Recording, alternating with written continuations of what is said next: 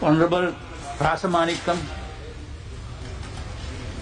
Manghana Katanagatmani. I would like to ask the Honorable Prime Minister to inform this House. Number one, the total number of political prisoners in the country and the number of camps they are detained in.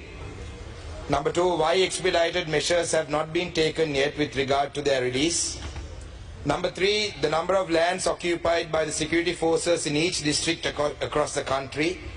And number four, the number of private lands and the lands of the government officers controlled by the security forces. If not, why?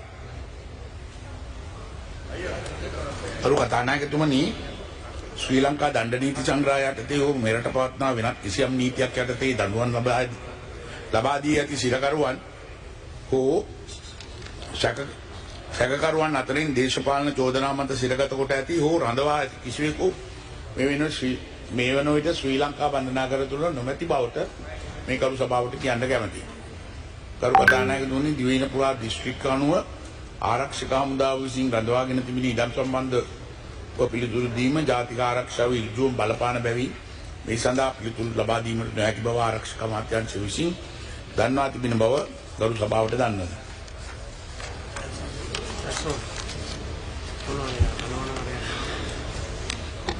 මගේ පළවෙනි අතුරු ප්‍රශ්නේ තමයි my first question is Honorable Prime Minister, there are people who have been in custody since the time even before I was born. You know, some of them have died in prison in the last couple of years. One of your main election promises was that the release of these political prisoners will be done. This was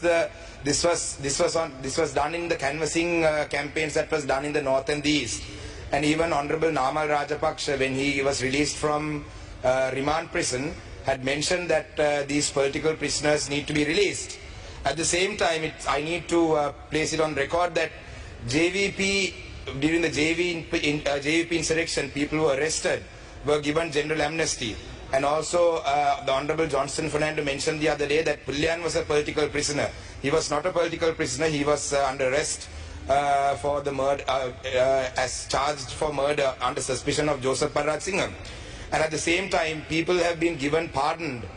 Sergeant Sunil Ratnayaka, who was he was charged with murder and sentenced, and he was pardoned. So why aren't these some of these people? These cases haven't still even been filed, right? They are still being held without they are still being detained without charges being filed. As you may have been aware, we had a campaign called Pottuvil to Polikandi from the 3rd to the 7th last week, and one of the primary requests that were put forward by the people who joined this protest was the release of these political prisoners. And in Kilnochi, there were some people who were relatives of people who had surrendered to the army during the last days of the war in the Wattuwal Palam. And along with them, there were parents of people who were arrested during November 27th last year for posting photos on Facebook. So their genuine concern was that the people who were arrested back in the day and the people who surrendered to the army in 2009, all of them were taken by the armed forces. Likewise, now in November 27th, there were nearly 40 odd youngsters who were arrested for posting photos on Facebook and so on and so forth. And now they are still, no charges have been filed against them as well. So naturally, there is a concern that in a few years, that these boys could also be missing because these people were arrested. So my question is, why is there two laws? I mean, why is there two laws, one law for different people, and why aren't these cases being expedited? So we can, I mean, sir, you know, as the Prime Minister, I know that you have the capacity to do it and you are genuinely concerned about these people. I would like to see that as the Prime Minister of this country, that you take some action against this because you are the only one who can do this. And we have 100% faith in you, and this was the election promise that was put forward. And it wasn't just TNA that's asking for this. The march, the Pottuvil to Polikandi march that happened, nearly 100,000 people joined this, and one of the main slogans, one of the main requests was the political prisoners. Likewise, even with the Easter attacks, there are people who have been detained for almost 2 years with no cases being filed against them. So I would like to, my first question is, sir, what is happening to them? Are they going to be released, or are they going, because now election has been won, you got 2/3, presidential election was won, these things were used for politics. Are you all going to hold these people in prison just for political mileage, or is there a plan? That's my first question, sir.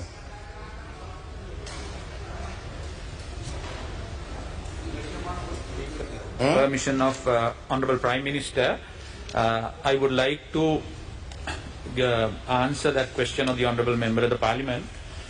First, immediately after the 2009 defeat of the LTT, there were about 12,843 LTT suspects who surrendered to the government.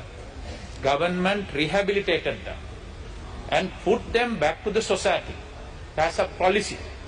All of them were reintegrated to the society. They were given skill training, and they are now more or less living in harmony with the rest of the people, including 600 child soldiers. So that's the policy of the government throughout has been. As the Honourable Prime Minister very clearly explained, there are no political prisoners in this country detained anywhere. But there are few people who have been detained or their cases are pending, charged under Prevention of Terrorism Order. I would like to bring it to the attention of the Honourable Speaker and also the Honourable Member of the Parliament. I submitted that list consequent to a question raised by Honourable Suren Raghavan few days ago. I will resubmit that and give you a copy of that. All those people who have been either detained or their cases are pending, for your information. And furthermore, Honourable Member, on the direction of the His Excellency the President and the Honourable Prime Minister, about a couple of weeks ago, I myself and the Minister in charge of Public Security had a discussion with the Honourable Attorney General and also His Lordship the Chief Justice of your concern. One is how to expedite those cases. We also believe those cases has to be quickly disposed of. You can't eternally keep them on remand. And also to file cases against those there are charges. And therefore, if someone says that we have deliberately kept them behind, it's a very limited number. The charges against them are very, very high and grievous, and also the Honourable Attorney General have been asked to look into those individually. So we will keep you update on the progress to the House and to you, Honourable Member. It's very ironic that the Justice Minister is responding to these questions when the Honourable Justice Minister's own community's issues cannot be resolved by himself and the Prime Minister with the Janasa issue. Please, not your time. So my also one of the grievous concerns, you said that it was very serious concerns that they are detained against. But some of these some of them have been detained most recently for posting photos on Facebook and posting a poem on Facebook. I am very shocked that that's a grievous crime. So I would like to move on to my second question. You know, while we were going through the protest from Pothuil to Poligandi, while we were going through Mullaitivu, Mana, Kilnochi, it was very evident that there were so many military camps. The number of military camps, the Prime Minister has said that he is unable to disclose the information due to security concerns. I understand that.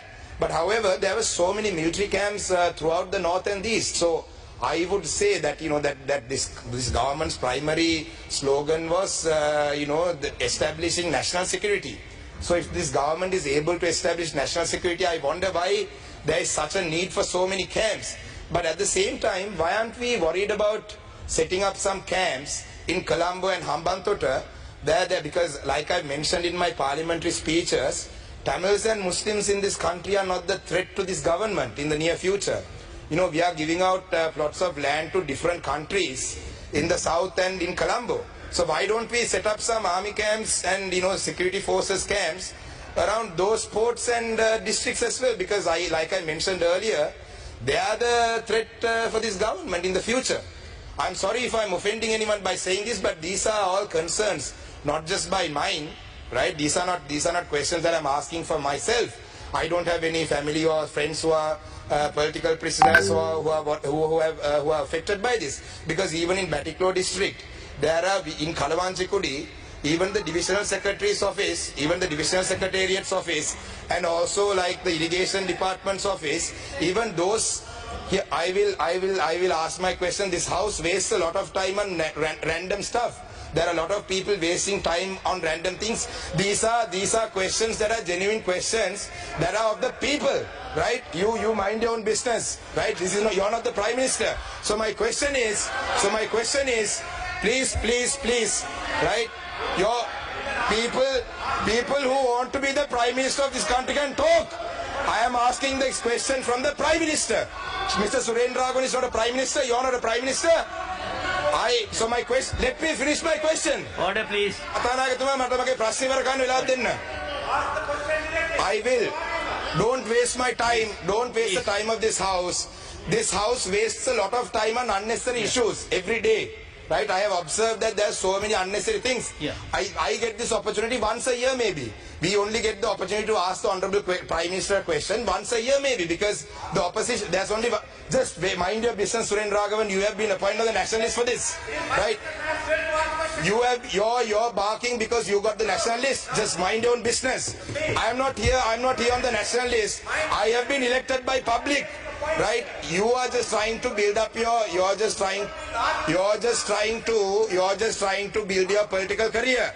I have already been elected to parliament by votes. No, unlike you, I didn't come on the national list. I was elected. So let me finish my question. Sir, ek tamai sir me sir meara kaya ganna ba kiyan sir.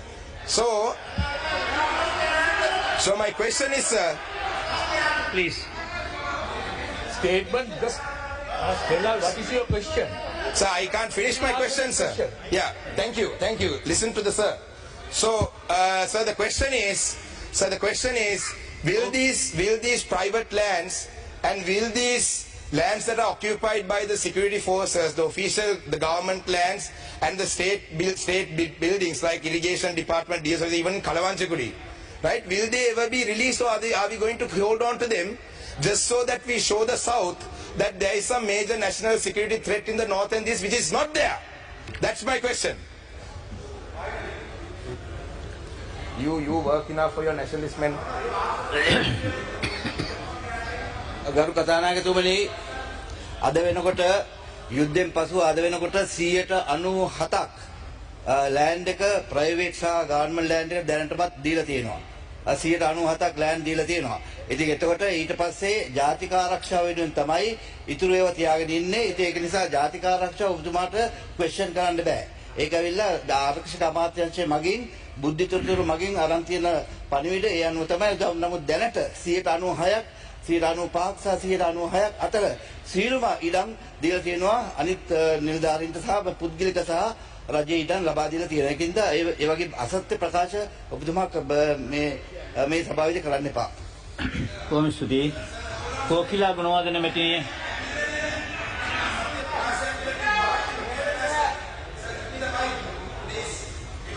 You have finished your questions. Yes, Rasamanikam. Yeah, Honorable Rasamanikam. Yeah, sir, that you can't mention that it's not true. There are lands. You just came into the house. You just walked in. You didn't listen to the entire question, right? Right? So don't say that I'm lying. Okay, so sir, that's it. Thank you, sir. I just wanted to make my point that I wasn't lying. That he just walked in. He didn't even listen to the entire question, sir. That's it. Thank you. Thank you.